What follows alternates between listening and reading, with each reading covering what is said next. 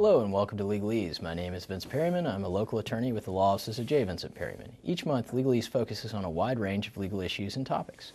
Today's show covers tort reform. With us now is Patrick M. Ardis, local attorney with Wolf Ardis PC. Pat, thanks for being with us today. My pleasure. And I know you've been at this for a long time. And can you give us a little bit of your background and then we can get into torts? Sure. Started practicing law and been at it for about 38 years now. Started with a great law firm in Memphis by the name of Canada, Russell & Turner. We did defense work. I started out as a defense lawyer, represented the railroads as well as the major automotive manufacturers, specifically Volkswagen. Over the years, just kind of gravitated more to the plaintiff side of the coin, do a lot of product liability work now, and we're also special counsel for the FDIC, where we head up major investigations of failed financial institutions all across the country. My partner Mary Wolf and I have been doing that work for all 38 years. Ah, very nice. So, you know, today's topic is tort reform, and I think the place to start with that is explaining to viewers what a tort is. Tort is a pretty simple concept. It's an ancient concept. It's basically replacing the concept of vengeance in society.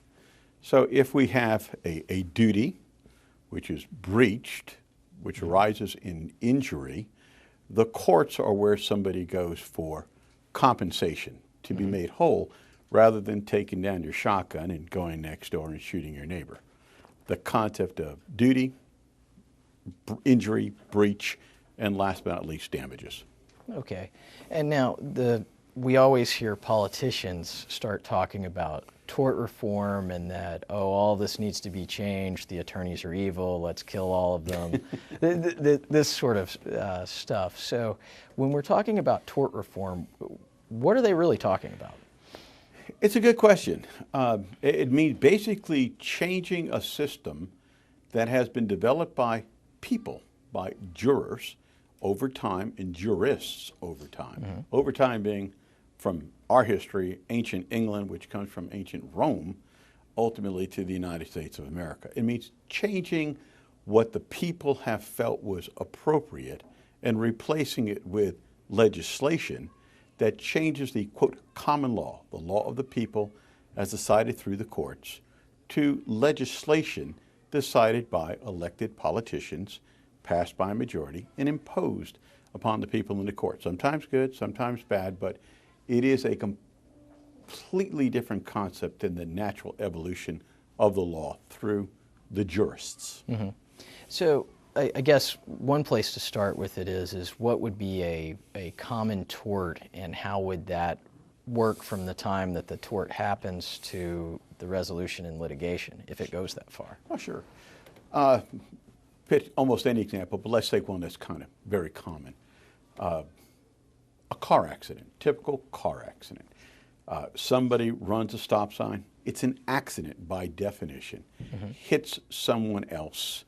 The person who is struck is injured.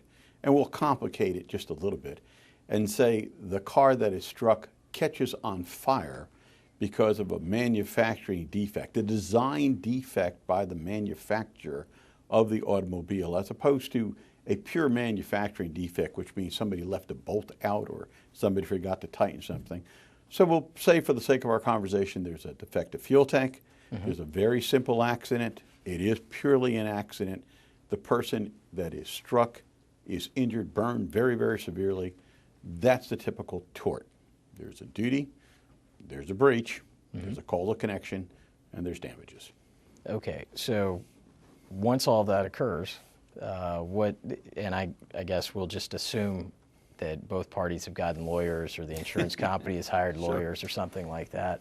What's the next steps in that evolution? Well, generally speaking, there's a whole series of questions that have to be answered for the Tennessean that don't have to be answered by other states. And a lot of this is because, in fact, all of it is because of tort reform in one way or the other. In the great state of Tennessee, there is 1 year from the date of the injury or the death of the person who was driving the car that was struck for a lawsuit to be brought. And if it's not brought within 1 year, with some very, very limited exceptions, minority being an exception, person is too young to bring the lawsuit, then the case is forever barred if it's not filed within 1 year. Neighboring states, Mississippi, Arkansas, 3 years. So the Tennesseans are under a special duty to move quickly in order to decide if there is a lawsuit, and then a lawsuit has to be filed. Not just a thought of a lawsuit, not retaining a lawyer, but actually in court and filed. Second question is, okay, tell me about the product. If the car, let's say, or pickup truck, was more than 10 years old from the date it was first put into the stream of commerce in the great state of Tennessee, it can be purchased anywhere, but more than 10 years from the date it's first sold, can't bring a lawsuit. Absolutely barred against the manufacturer of the product. Can sue the person who caused the accident still, long as it's within 1 year. But if we have a pickup truck that's a 2000 or 2001, or a car, no lawsuits allowed in the great state of Tennessee against the manufacturer of the defective fuel system or fuel tank. On the other hand, if we were in Arkansas or Mississippi, that state suit can be brought. Okay. It's kind of funny to me. If I'm halfway across the Tennessee-Arkansas bridge and I just cross over to the Arkansas side and a horrible accident happens when somebody crosses that double line, if I'm from Tennessee and I'm on the Tennessee side, no suit against the manufacturer.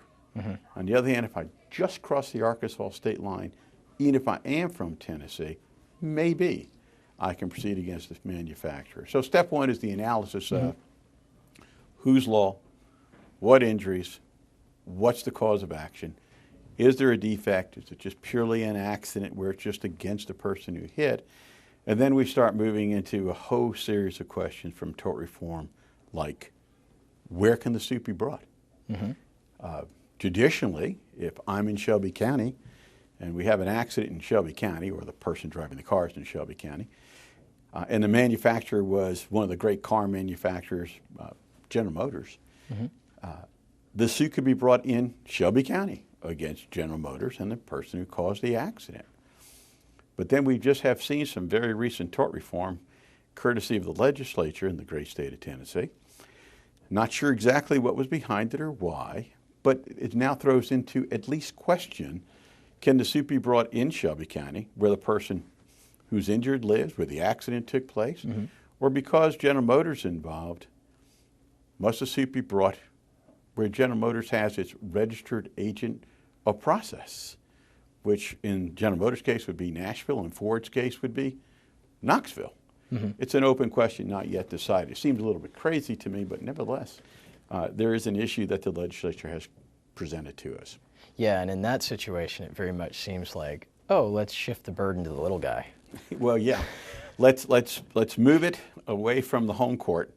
Let's move it away from the witnesses. Let's move it away from a person who can afford to prosecute the case. Maybe. And let's bring it to rural Knoxville, into a court that isn't as sophisticated, not intelligent, sophisticated as the Shelby County courts. Let's move where there's one court in the whole county, just outside of Knoxville maybe, where we have 9 circuit courts here, plus we have our 3 chancery courts. The 9 circuits would fit into this particular question. So my question is, why has it been done? What's the purpose behind it? And I don't proclaim to know the answer, but I don't understand it. Right. But the venue question is one that comes up. Yeah, and I think that's sort of the interesting thing, and the whole point of this episode is to tell the viewers, hey, ask your representatives, why are you pushing this? Why is this a priority? Why is this an issue? Why is this on the table versus the way it's always been? Wouldn't funding for the state be more, you'd think the finances of the state would be more important? It is, and I don't understand what it's about. I can tell you historically what it was about when other states have done it, the great state of Missouri. And it was pushed by the railroads in Missouri, and it was pushed to move the cases out of the bigger cities where perhaps there was more sophistication, bigger law firms, more ability to take on a big corporate defendant, into the countryside where there was inadequate funding for the court system, not as much available for the remedy. I mean, if you can't have justice by going to the courtroom, where can you have justice in this country? Yeah. And what we're doing is apparently limiting or attempting to limit access to the courts. Okay. When we return, we'll continue more about our discussion about tort reform. Please stay with us.